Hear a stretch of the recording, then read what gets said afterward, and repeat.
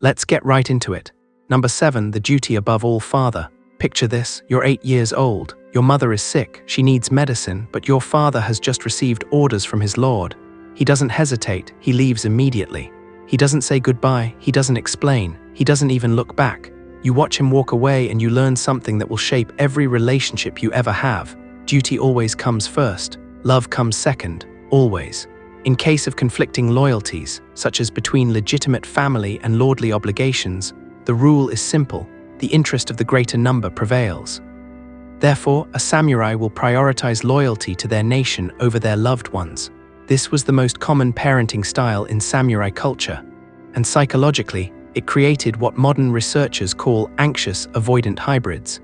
These children grew up believing that love was always conditional, that people would always choose something else over you, that closeness meant inevitable abandonment. Fast forward to adulthood, and these warriors became the ones who could never fully commit. They'd fall in love, yes, but they'd always keep one foot out the door, always have an escape plan, always choose their mission over their partner, not because they were cold, because their nervous system had been wired to expect that everyone leaves, so they left first. Today we're diving into the 7 types of samurai parenting that created completely different warriors with completely different love styles. And by the end of this video, you'll understand why some samurai could build deep relationships while others died alone. Before I show you all 7 types, I invite you to subscribe to the channel, like this video, and tell me in the comments which parenting style sounds most familiar to you. This helps the channel grow. Thank you for your attention. Now back to the video. Number 6, the arranged marriage mother. In these societies, women were married off to men, and those women had a number of qualifications they had to meet in order to be considered suitable to the family she would be married into. And none of those qualifications included how good of a cuddle buddy she could be. Some samurai children grew up watching their parents' arranged marriage. No affection, no romance, just duty. Mother and father slept in separate rooms, they spoke formally. They collaborated on raising children like business partners managing a project. And the child learned something devastating. Love isn't real, marriage is a transaction, feelings don't matter, only function matters. Love relationships of any kind were considered dangerous. They were regarded as a distraction that endangered the proper performance of duty. This created adults who approached relationships like military campaigns. They'd marry for strategic reasons, for alliance, for family connection, for social standing, but intimacy, terrifying. These warriors would lie next to their wives at night and feel absolutely nothing, not because they were broken, because they'd never seen a model for emotional connection.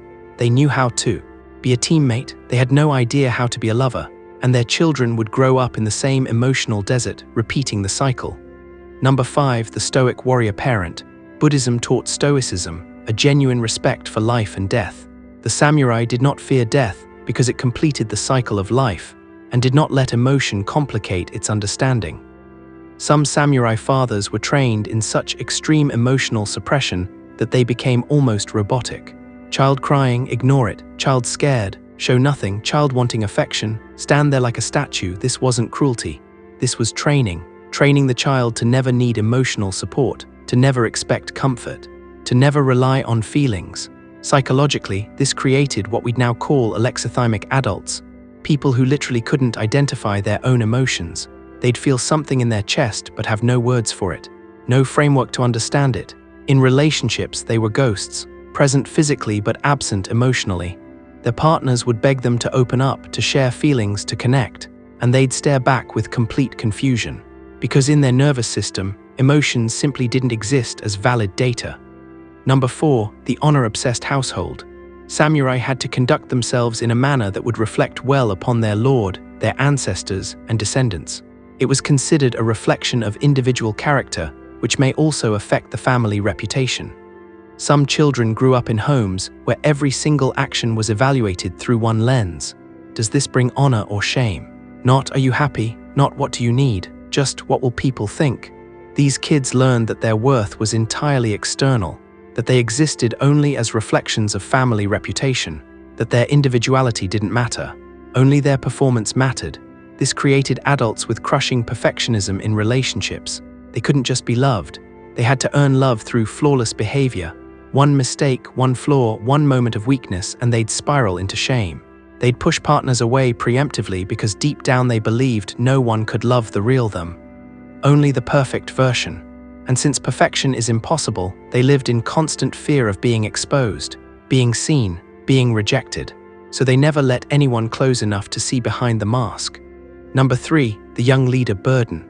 By the age of 12, a samurai's son was already accompanying his father on military campaigns. Upon the father's death, his eldest son took over as head of the household, even if he was still a boy. Some samurai children became adults at age 10. Father dies. Suddenly you're responsible for your mother, your siblings, your family's finances, your clan's honor. You're a child playing the role of a man. And you play it so well that everyone forgets you're still a kid who needs to be taken care of.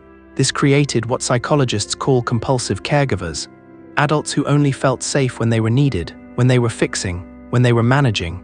In relationships, they attracted broken people, projects, people who needed saving, and they'd exhaust themselves trying to fix their partners while their own needs rotted in silence, because vulnerability felt like failure.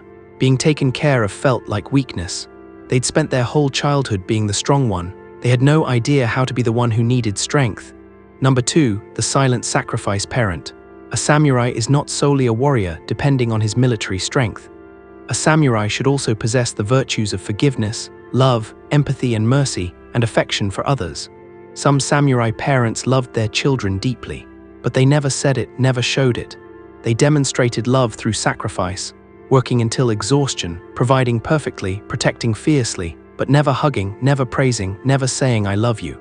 The child learned that love is action, not words. Love is sacrifice, not affection. Love is duty, not feeling.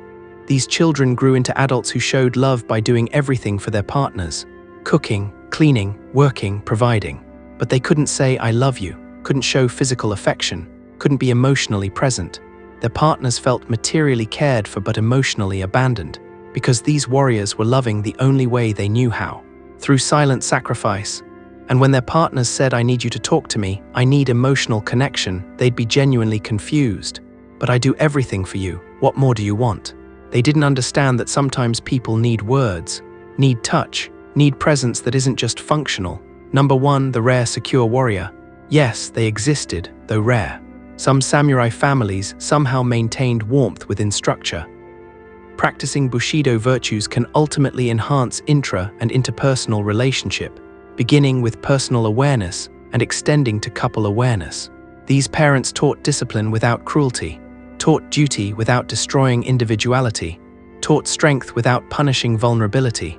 They modeled that you could be a warrior and still be human, that you could serve your lord and still love your family, that duty and love weren't enemies. In Yamada Yoji's samurai trilogy, the protagonist realizes the love of the family, which is deeply felt by the samurai. In the face of human sentiment and justice, it often ends in the eventual victory of human sentiment. These rare secure warriors grew into adults who could actually maintain healthy relationships. They could be strong and vulnerable, independent and connected, disciplined and affectionate. They didn't see love as weakness or duty as burden. They integrated both, and their relationships reflected that integration. They could fight beside their partners and also hold them at night, could lead with authority and also admit when they were wrong, could maintain honor and also express love. But here's the beautiful and brutal truth. Most samurai didn't come from that last category. Most came from one of the first 6. And those patterns shaped not just individual lives, but entire generations. Samurai marriages were once matrilocal and polygamous during the Heian period, but this practice was discontinued. Permanent marriages were isolated to members of the ruling military classes. The system itself was designed to create warriors, not lovers, fighters, not fathers, servants to lords, not partners to spouses. But here's where it gets interesting. Some samurai, despite their training, despite their childhood, despite the entire system designed to suppress their humanity, they broke through. They found love, real love, not duty love, not transaction love, real connection. And when they did, it was revolutionary, because it meant they'd overcome centuries of conditioning. They'd rewired their nervous system. They'd chosen vulnerability over armor. And that choice, that small personal revolution, was more courageous than any battle they ever fought. If you're watching this and recognizing your own patterns, your own struggles with intimacy, your own difficulty expressing love, know this. You're not doomed by your childhood. Attachment styles can change. The warrior who learns to love without armor, that's not just born, that's built. Through therapy, through self-awareness, through relationships with people patient enough to see past your defenses. The greatest victory isn't on the battlefield. It's learning to let someone see you without your mask. That's all for today. Subscribe to see more videos like this. Until next time, break your patterns, choose vulnerability, and walk the path.